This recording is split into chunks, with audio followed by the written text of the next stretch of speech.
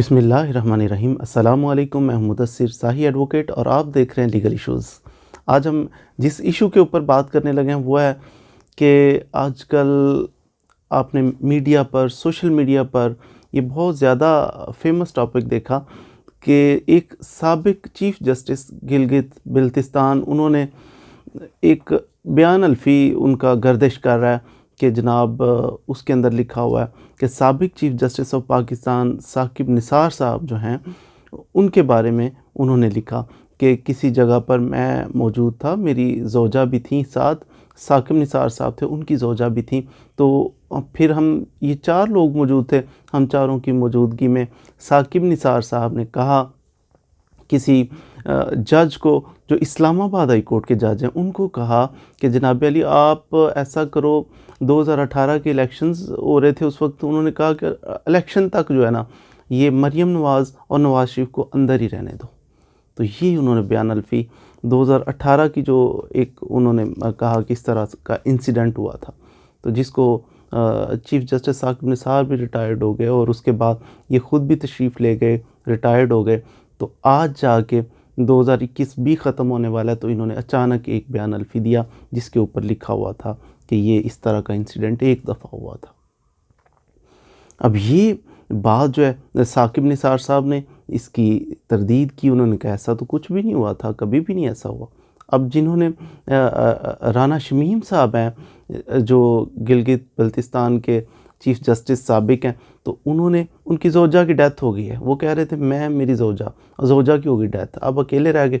दूसरी तरफ साकिब निसार साहब की ज़ौजा हैं, साकिब निसार, वो कहते हैं कि नहीं, ऐसी कोई भी बात नहीं हुई थी। अब ये रह गए जनाब पीछे।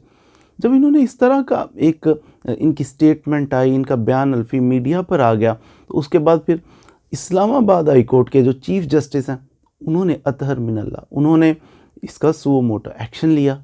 उन्होंने कहा ये तो हमारा जज जो हाई कोर्ट का है, इस्लामाबाद हाई कोर्ट का सिटिंग जज, उसके बारे में इस तरह इन्होंने इल्ज़ाम लगा दिया कि यानी इस तरह अदलिया के ऊपर से लोगों का एतमाद उठ जाएगा कि ये जो अदलिया के जजेस हैं, ये तो किसी के कहने पर ऐसे कर दो, वैसे कर दो, इस तरह फ़ैसले करते हैं, मेरिट पे नहीं करते।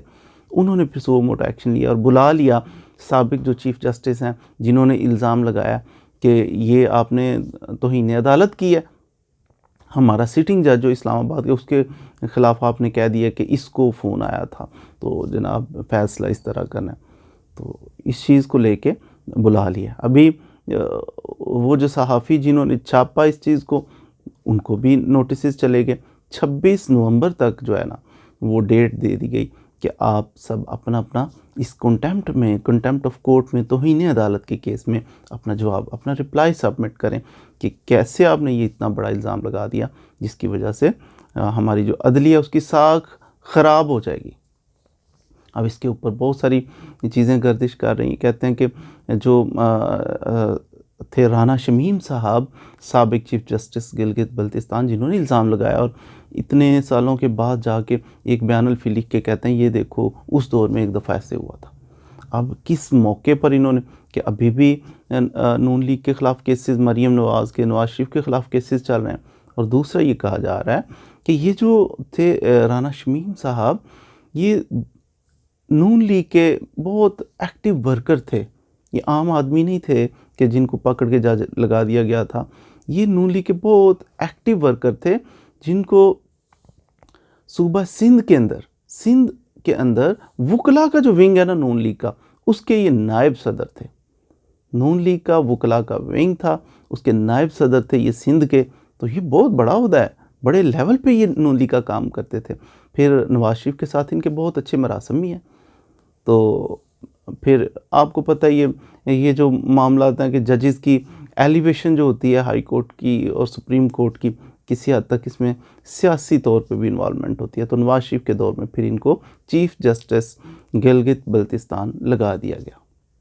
अब ये इंग्लैंड में गए, मियाँ नवाज़ शरीफ साहब भी उधर मौजूद हैं, तो इनकी शायद आपस में मुलाकात भी हुई हो, क्योंकि अच्छे दोस्त हैं। इससे तो वो डिनाई नहीं करते कि नवाज़ शरीफ मेरा बहुत अच्छा दोस्त है, इससे भी डिनाई नहीं करते कि मैं नून लीग का लॉयर्स विंग का बहुत बड़ा ओहदेदार रह चुका हूँ सिंध के लेवल पे। तो ये जो चीज़ें हैं सारी, इसके ऊपर अब इन्वेस्टिगेशन हो रही है। इन्वेस्टिगेट कौन करेगा? ये करेगा चीफ़ जस्टिस जो है हमारे इस्लामाबाद हाई कोर्ट के अतहर मिनल्ला, वो इसको देखेंगे। जब 26 नवंबर को ये रिप्लाई सबमिट कर देंगे तो फिर उसके बाद इसकी जांच पड़ताल होगी, देखा जाएगा कि इसकी क्या कि सबूत इसका क्या है इनके पास, जो इन्होंने ये बात कर दी उसको साबित करना पड़ेगा।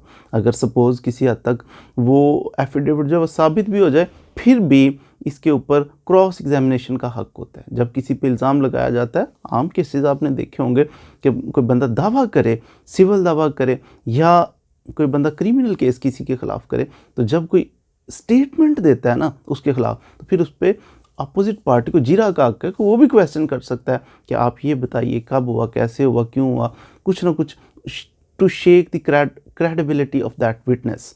फिर उसकी जो है ना वो उसकी जांच पड़ताल ठीक से हो, क्रॉस एग्जामिनेशन उसका किया जाता है, जिरा की जाती है उसके ऊपर। तो इसका भी हक है। लेट्स सी कि क्या इसमें से निकलता है। 26 नवंबर तक अब जो इस्लामाबाद हाई कोर्ट है उन्होंने एडजर्न कर दिया ये केस। तो आई होप कि आपने इसकी बेस कुछ क्या थी उसके बारे में कुछ ना कुछ मालूमात हासिल कर ली होंगी। मज़ीद वीडियोज़ के लिए हमारे साथ रहिए। Thank you very much.